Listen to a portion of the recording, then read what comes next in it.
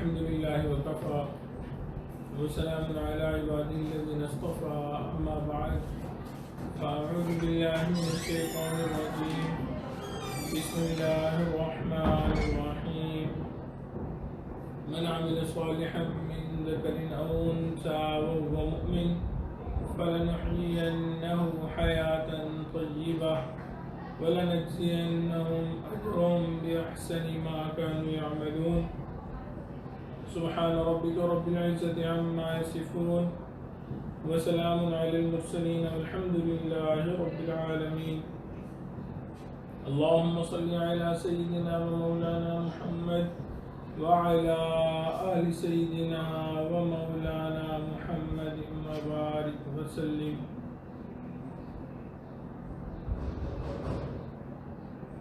اللہ رب العزت فرماتے ہیں قرآن مجید میں جو کوئی بھی نیک اعمال کرے گا ایمان والا ہوگا اللہ رب العزت اس کو ضرور بھی ضرور کامیابی عطا فرمائیں گے. ہمارے بزرگوں نے 4 باتیں کہی تھیں جو پتھر کے اوپر لکیر کی مانند ہے. اس میں سے پہلی بات ہم نے ڈسکس کی تھی اس دن. آج ہم انشاءاللہ باقی باتوں کو ڈسکس کریں گے. بزرگوں نے فرمایا تھا کہ پہلی بات یہ ہے اعمال سنوارنے سے حالات سنورتے ہیں. پہلے انسان کو اعمال سنوارنے پڑیں گے پھر انسان کے حالات سنوریں گے. لیکن افسوس کی بات کہ ہم نے ترتیب الٹ کر لی.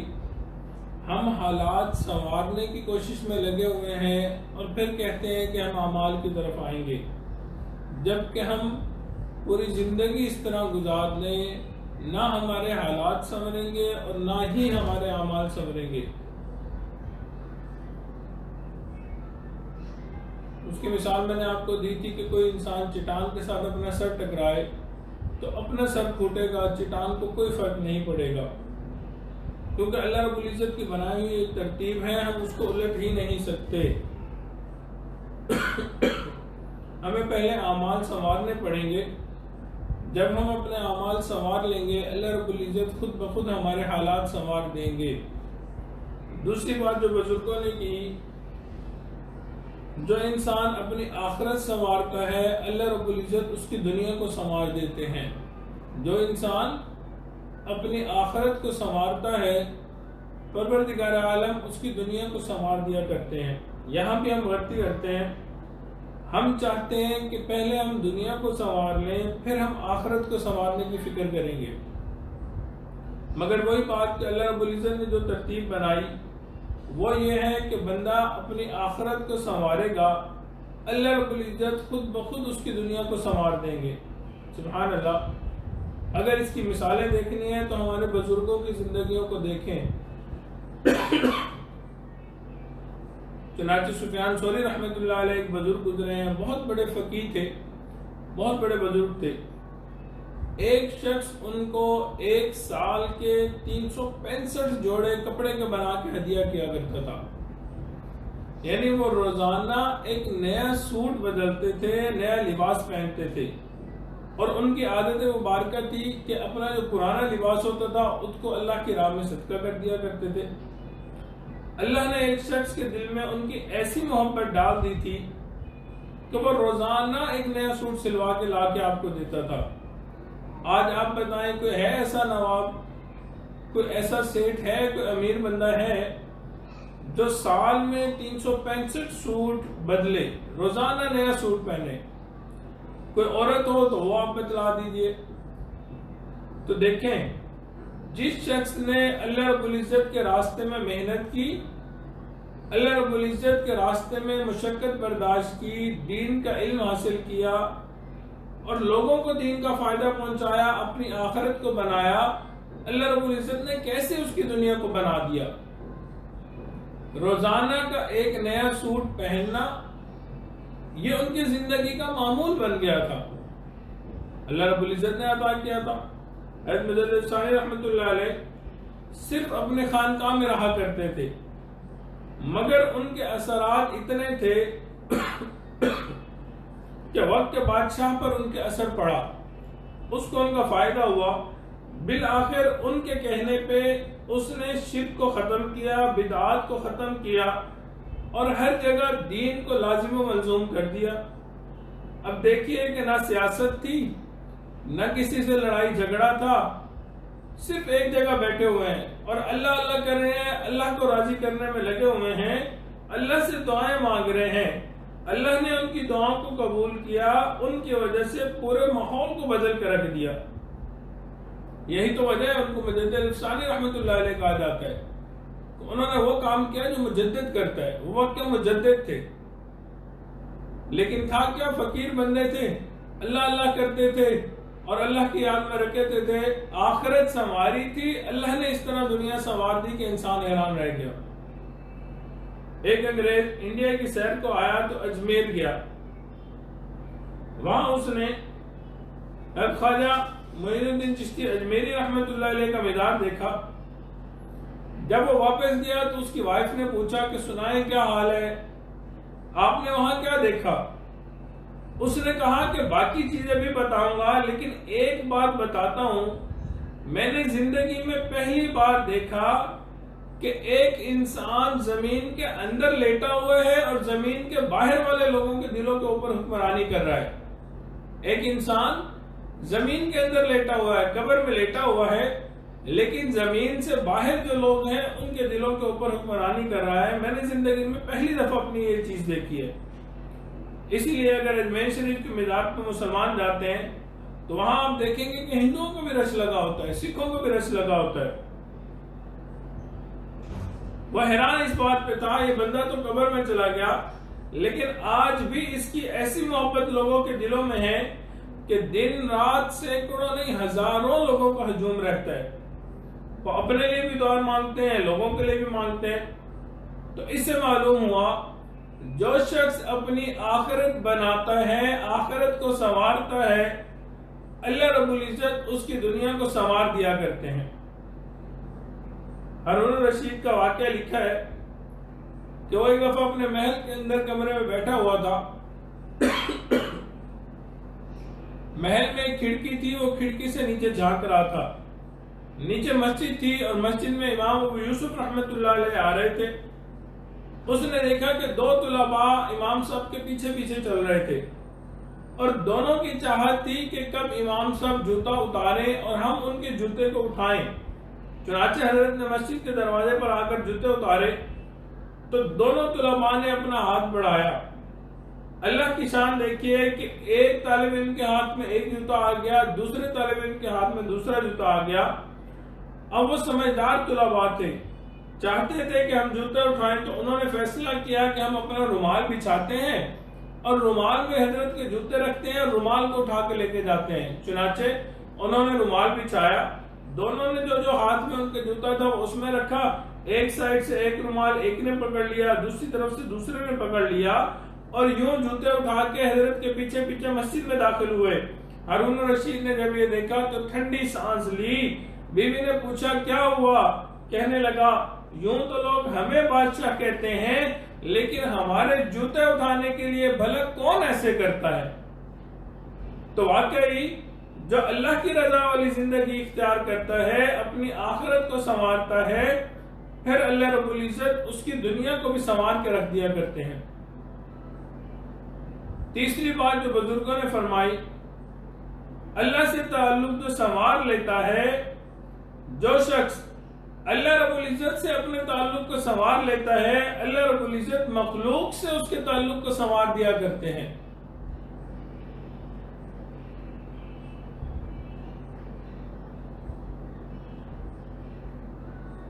جو شخص اللہ سے تعلق کو سنوار لیتا ہے، اللہ رب العزت مخلوق سے اس کے تعلق کو سنوار دیتے ہیں۔ آج ہم نے اس کی ترتیب بھی الٹ کر دی۔ ہم چاہتے ہیں کہ سب ہم سے راضی ہو جائیں اور اچھائیاں کر کر کے راضی کرنے کی کوشش کرتے ہیں اور کوئی راضی نہیں ہوتا۔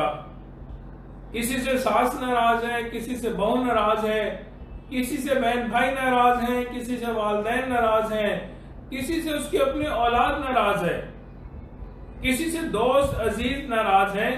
لوگ کہتے بھی ہیں ہم دوسروں کے لیے اتنا کرتے ہیں اور پھر بھی لوگ ہمارے بارے میں بدخواہ ہوتے ہیں۔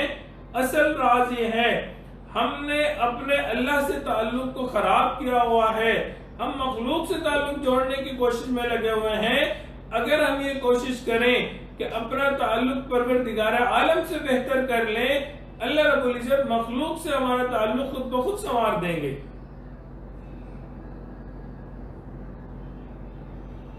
ہم اللہ سے اپنا تعلق بناتے نہیں، چنانچہ مخلوق ہمارے خانے میں بدگمان رہتی ہے، چنانچہ لوگ ہمارے بارے میں الٹی سیدھی باتیں کرنے لگ جاتے ہیں۔ جو شخص اللہ رب العزت سے اپنے تعلق کو سنوارے گا، اللہ رب العزت مخلوق سے خود بخود اس کے تعلق کو سنوار دیں گے۔ اس کی مثال اگر دیکھنی ہے تو آقا علیہ السلام، نبی علیہ السلام کی مبارک زندگی کو دیکھیے۔ مکہ مکرمہ میں جب آپ تھے تو قریش مکہ جان کے دشمن تھے، لیکن آپ مدینہ منورہ تشریف لائے اور 8 سال کے بعد جب اب مکہ میں فاتح مکہ بن کر داخل ہوئے، 8 سال کا عرصہ گزارا اور پھر فاتح مکہ بن کے واپس مکہ میں داخل ہوئے، جتنے بڑے بڑے قریش تھے سب آئے، سب نے آ کر آپ کے ہاتھ پر بیعت کی اور اسلام قبول کر لیا۔ نبی علیہ السلام نے فرمایا الحمدللہ الذی صدق وعدہ ونصر عبدہ وہزم الاحزاب وحدہ، سب تعریفیں اس پروردگار کے لیے ہیں جس نے بندے کی مدد کی اور سب دشمنوں کو اس اکیلے اللہ نے شکست دی۔ چنانچہ ایک عورت تھی جس کا نام ہندا تھا، اس کے والد کو حضرت حمزہ نے جنگ بدر میں قتل کیا تھا۔ اس کو اس چیز کا بہت دکھ تھا اور بہت غم تھا اور وہ غیظ و غضب کے اندر جل بن رہی تھی۔ اس نے اپنے غلام وحشی کو کہا تھا اگر تم حضرت حمزہ کو شہید کر دو گے تو میں تمہیں آزاد بھی کروں گی اور میں تمہیں پیسے بھی دوں گی۔ چنانچہ جنگ احد میں وحشی نے حضرت حمزہ کو بھی شہید کر دیا۔ جب اس عورت کو خبر ملی تو یہ بہت خوش ہوئی، حتیٰ کہ غصے میں حضرت حمزہ کے پاس گئی، آپ کا سینہ مبارک چیرا، کلیجہ نکالا، دل نکالا، پھیپھڑے نکالے اور ان چیزوں کو چبایا۔ غصے کی اور غضب کی انتہا تھی۔ پھر اس نے جسم کے اندر جو اعضاء تھے ان کو دھاگے میں پرویا اور اس کا ہار بنا کے اپنے گلے میں پہنا۔ اس سے بھی اس کا غصہ ٹھنڈا ہوا۔ یعنی جس عورت کو اتنا غصہ تھا، آپ سوچئے تو صحیح کہ وہ کتنی بڑی دشمن ہوگی۔ اللہ اکبر۔ لیکن جب مکہ فتح ہوا تو وہ عورت جاتی ہے اور کلمہ پڑھ کے مسلمان ہو جاتی ہے، پھر یہ الفاظ کہتی ہے اللہ کے حبیب، آج سے پہلے مجھے سب خیموں میں سے سب سے زیادہ نفرت آپ کے خیمے سے تھی، اور آج میں آپ کے سامنے کہتی ہوں سب خیموں میں سے سب سے زیادہ محبت مجھے آپ کے خیمے سے ہے۔ اللہ اکبر۔ ایسے دشمنوں کے دل میں بھی اللہ رب العزت محبت ڈال دیتے ہیں، لیکن شرط کیا ہے کہ ہم اللہ رب العزت سے تعلق کو سنواریں گے، پھر اللہ رب العزت مخلوق سے ہمارے تعلق کو سنوار دیں گے۔ لیکن افسوس کہ آج ہم نے الٹے کام شروع کیے ہوئے ہیں۔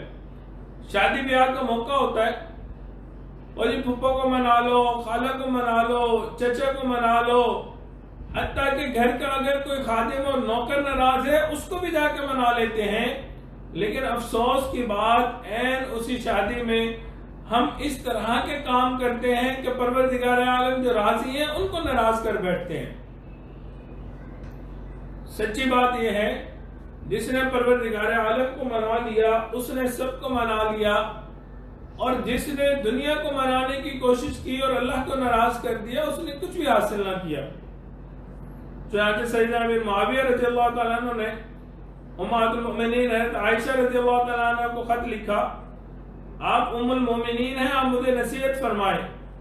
ام المؤمنین رضی اللہ عنہ نے انہیں ایک چھوٹا سا خط لکھا اور واقعی انہوں نے نصیحت کرنے کا حق ادا کر دیا، نبی علیہ السلام کی صحبت کا حق ادا کر دیا۔ انہوں نے خط کا جواب یہ دیا اگر آپ مخلوق کو راضی کرنے کے لیے اللہ کو ناراض کریں گے تو اللہ مخلوق کے دل میں آپ کی نفرت ڈال دیں گے، وہ مخلوق آپ سے نفرت کرنے لگے گی، اور اگر آپ اللہ کو راضی کرنے کے لیے مخلوق کو ناراض کر بیٹھیں گے اللہ رب العزت مخلوق کے دل میں آپ کی محبت بھر دیں گے، وہ آپ سے محبت کرنے لگ جائے گی۔ تو سچی بات یہ ہے جو اللہ رب العزت کو راضی کر لیتا ہے، اللہ رب العزت خود بخود مخلوق کو راضی کر دیا کرتے ہیں۔ ایک بزرگ فرماتے ہیں جب کبھی میری بیوی میرے ساتھ تکرار کرتی، آرگومنٹ کرتی، تلک کلامی کرتی، تو میں سمجھ جاتا ہے کسی نہ کسی گناہ کا وبال ہے۔ میں استغفار زیادہ کرتا تھا، نتیجہ یہ ہوتا تھا میری بیوی میرے ساتھ بہت خوش ہو جایا کرتی تھی۔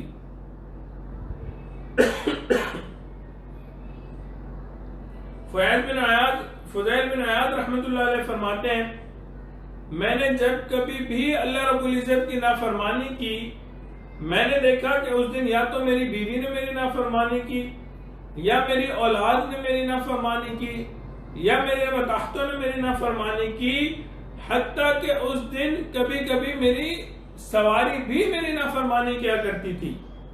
یعنی جب بھی کوئی شخص اللہ کی نافرمانی کرتا ہے تو کہیں نہ کہیں اس کا رد عمل بندے کی طرف لوٹتا ہے، بندے کو اس کا وبال دیکھنا پڑتا ہے۔ چنانچہ ہمیں چاہیے ہم اللہ رب العزت سے اپنے تعلق کو سنواریں، اللہ رب العزت مخلوق سے تعلق کو خود بخود سنوار دیں گے۔ چوتھی بات جو بزرگوں نے فرمائی،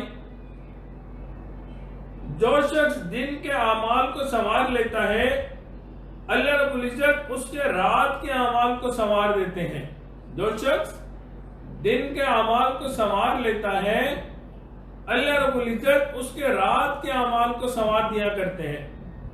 بہت سے لوگ یہ پوچھتے ہیں ہماری فجر قضا ہو جاتی ہے، تہجد پڑھنے کی توفیق نہیں ملتی، تو بھائی بات یہ ہے جو شخص دن کے اعمال کو سنوار لیں گے اللہ رب العزت اس کے رات کے اعمال کو بھی سنوار دیں گے۔ ہم دن میں گناہ کرتے ہیں، حلال نہیں کھاتے، حرام کمانے کی کوشش میں لگے ہوتے ہیں، جھوٹ بولتے ہیں، غیبت کرتے ہیں، بدنظری کرتے ہیں، دوسروں کے دل دکھاتے ہیں۔ جب اس قسم کے گناہ کرتے ہیں پھر رات کے اعمال کی توفیق کہاں سے ہمیں ملے گی؟ لہذا جو بندہ چاہتا ہے مجھے تہجد کی پابندی نصیب ہو، فجر کی تکبیر اولیٰ نصیب ہو، میری کوئی عبادت قضا نہ ہو، اس کو چاہیے کہ وہ دن میں اللہ رب العزت کی فرما برداری کرے، اللہ رب العزت رات کے اعمال کی توفیق اس کو عطا فرما دیں گے۔ تو یہ چار باتیں اس لیے کہیں کہ ان کی ترتیب کو یاد رکھ لیں اور اس کے مطابق اپنی زندگی گزاریں۔ میں ایک دفعہ دوبارہ ان باتوں کو ریپیٹ کر دیتا ہوں۔ ہمارے بزرگوں نے چار باتیں کہی جو لوہے کے اوپر لکیر کی مانند ہے۔ پہلی بات، اعمال کو سنواریں گے اللہ رب العزت حالات کو سنوار دیں گے، اور ہم لوگ لگے ہوئے ہیں حالات سنوارنے میں اور پھر کہتے ہیں اس کے بعد ہم اعمال کی فکر کریں گے، تو یہ غلط ہے۔ پہلی بات، اعمال کو سنواریں گے اللہ رب العزت ہمارے حالات کو سنوار دیں گے۔ دوسری بات، آخرت کو سنوارنے کی فکر کریں گے اللہ رب العزت ہماری دنیا کو سنوار دیں گے۔ تیسری بات، اللہ سے تعلق سنوار لیں گے اللہ رب العزت خود بخود مخلوق سے تعلق کو سنوار دیں گے۔ اور چوتھی بات، ہم دن کے اعمال کو درست کر لیں گے اللہ رب العزت ہمارے رات کے اعمال کو سنوار دیں گے۔ دعا ہے اللہ رب العزت ہمیں سیدھا راستے پہ چلنے کی توفیق عطا فرمائے اور اپنے بزرگوں کے مطابق، شریعت کے مطابق صحیح ترتیب پہ عمل کرنے کی توفیق عطا فرمائے۔ وآخر دعوانا ان الحمد للہ رب العالمین۔ ختم خاتم کر لیجئے۔ اللہم صلی علی سیدنا محمد وعلی آل سیدنا محمد وبارک وسلم۔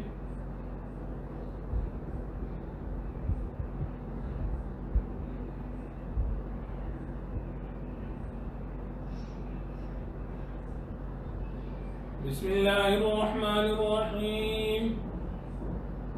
حسبنا اللہ ونعم الوکیل۔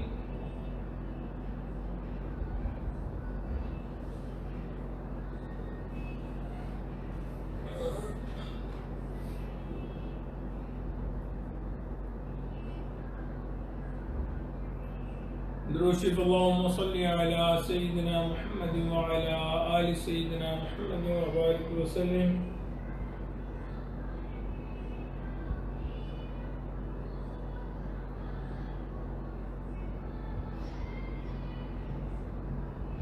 بسم الله الرحمن الرحيم. يا حي يا قيوم برحمتك استغيث.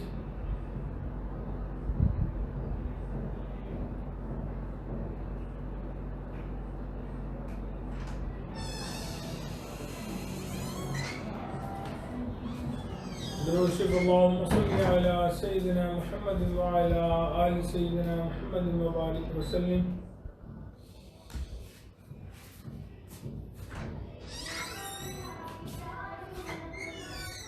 بسم الله الرحمن الرحيم. لا حول ولا قوة إلا بالله.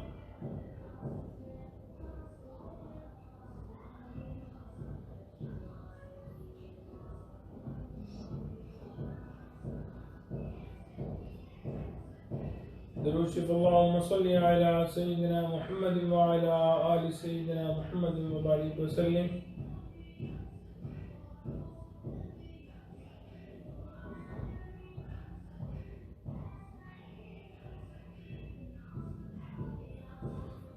بسم الله الرحمن الرحيم. لا إله إلا أنت سبحانك إني كنت من الظالمين.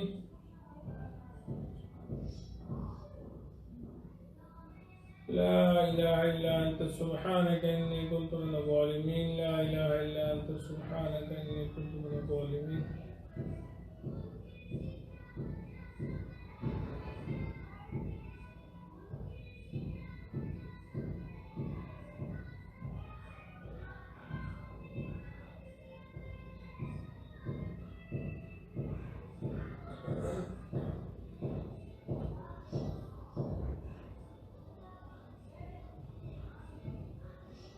بسم الله الرحمن الرحيم.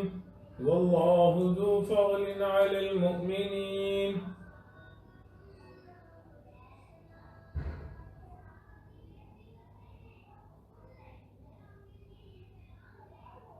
درود شریف اللهم صل على سيدنا محمد وعلى آل سيدنا محمد وبارك وسلم.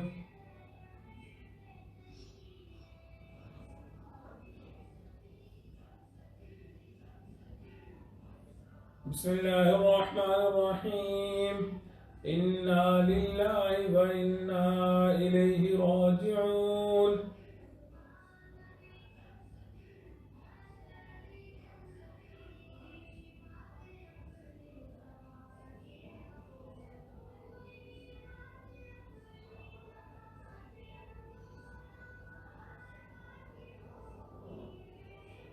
درود شریف اللهم صل على سيدنا محمد وعلى آل سيدنا محمد وبارك وسلم.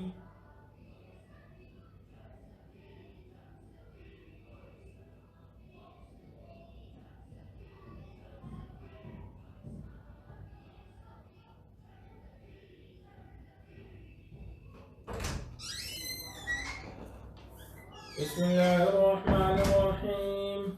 الله ولي الذين آمنوا.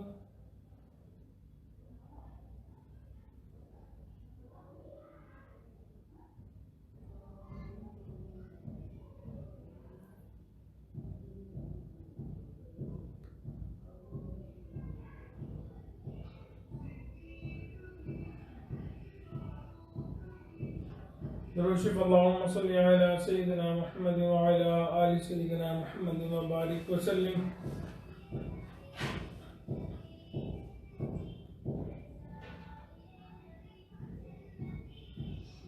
بسم الله الرحمن الرحيم. والله ولي المؤمنين.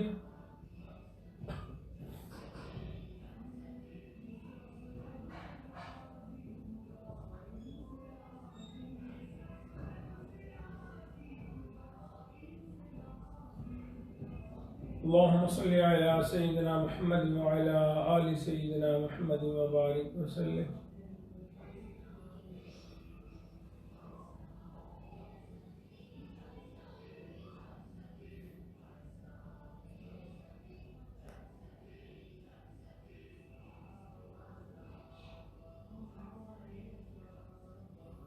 تھوڑی دیر کے لیے آنکھوں کو بند کر لیں، سر کو جھکا لیں، دنیا جو کچھ دنیا میں ہے اس سے ہٹ کر کے اللہ رب العزت کی یاد میں ڈالتے ہیں، مراد کو کر لیجیے۔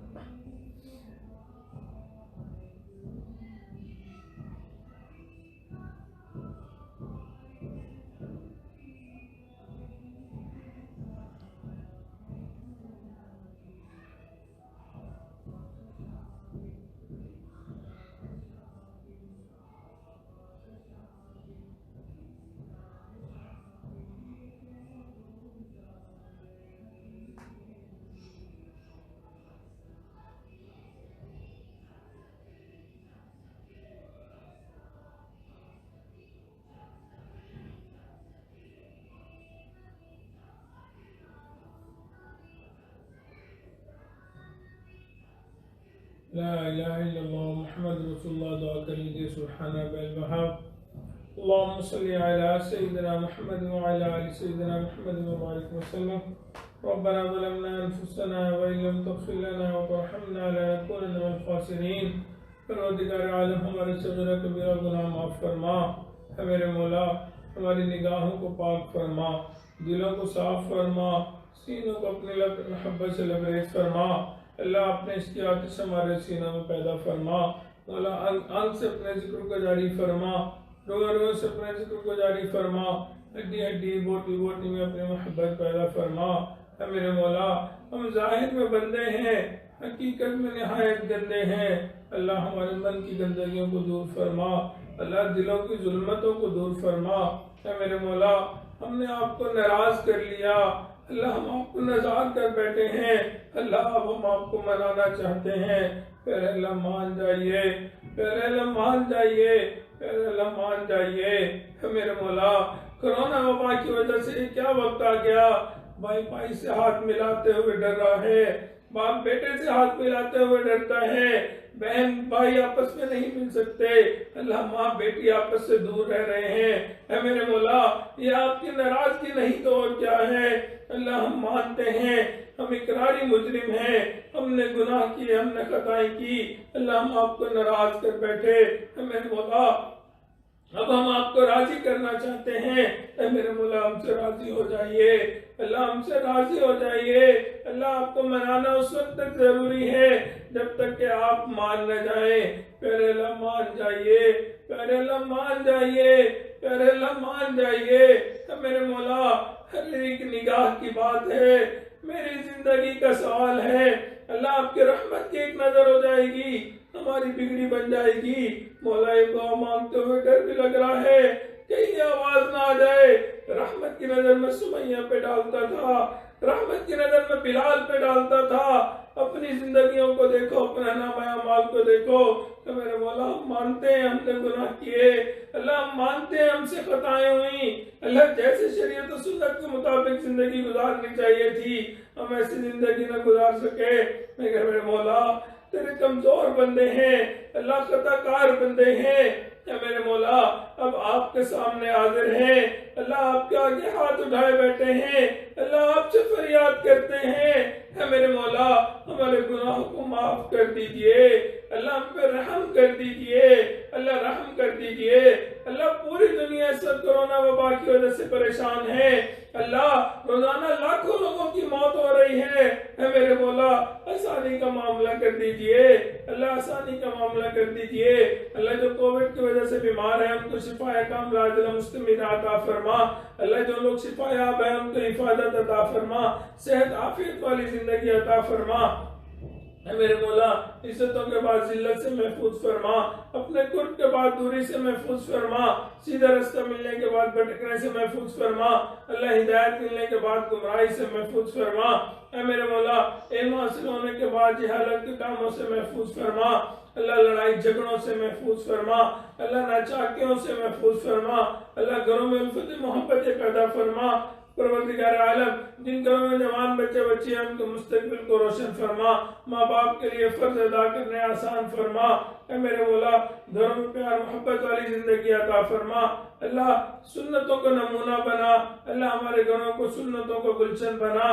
پروردگار عالم جن گھروں میں والدین موجود ہیں بچوں کو والدین کی خدمت کرنے کی توفیق عطا فرما، اے میرے مولا ہمارے اوپر رحم کا معاملہ فرما، اللہ ہم آپ کے کمزور بندے ہیں، اللہ آزمائشوں اور امتحانوں کے قابل نہیں، اے میرے مولا آزمائشوں سے محفوظ فرما، آفات بلیات سے محفوظ فرما، اللہ مصیبتوں سے محفوظ فرما، اللہ ہم آپ کے ناز نخرے میں پلے ہوئے بندے ہیں، مولا ہمارے سے تو دو بندوں کی ذلت سامنے برداشت نہیں ہوتی، اے میرے مولا اگر کل قیامت کے دن آپ نے ہمارا نامہ اعمال کھول دیا، اللہ پوری مخلوق کھڑی ہوگی، اللہ وہاں کی ذلت ہم کیسے برداشت کریں گے؟ اے میرے مولا اللہ بغیر حساب کتاب ہمیں جنت عطا فرما، اللہ جہنم سے ہماری حفاظت فرما، اے میرے مولا ہم آپ کے وہ کمزور بندے ہیں جن سے دھوپ کی گرمی برداشت نہیں ہوتی، اللہ کل قیامت کے دن جب سوا نیزے کے اوپر سورج ہوگا اللہ وہ گرمی کیسے برداشت کریں گے؟ اللہ آپ کے جہنم کی گرمی کیسے برداشت کریں گے؟ اے میرے مولا جہنم سے ہماری حفاظت فرما، اللہ جہنم سے ہماری حفاظت فرما، اللہ جہنم کی آگ سے ہماری حفاظت فرما، پروردگار عالم بلا حساب کتاب ہمیں جنت عطا فرما۔ اے میرے مولا افطاری کا وقت ہے، آپ کے محبوب نے فرمایا افطار کے وقت کی دعائیں قبول ہوتی ہیں، اے میرے مولا ہمارے دلوں کی نیک مرادوں کو پورا فرما، نیک تمناؤں کو پورا فرما، اللہ جتنے حاضرین مجلس ہیں جنہوں نے دعاؤں کا کہا کہ جن کے ہمارے اوپر حقوق آتے ہیں جو کہنا چاہتے تھے نہیں کہہ سکے، اللہ سب کو ان دعاؤں میں حصہ نصیب فرما، اے میرے مولا نبی علیہ السلام نے جو خیر مانگی ہمیں وہ خیر عطا فرما، جن شرور سے پناہ مانگی ہمیں بھی پناہ عطا فرما، ربنا تقبل منا انك انت السميع العليم تب علينا انك انت التواب الرحيم، صلی اللہ تعالی علی حبیبہ سیدنا محمد وآلہ واصحابہ اجمعین برحمتك يا ارحم الراحمين۔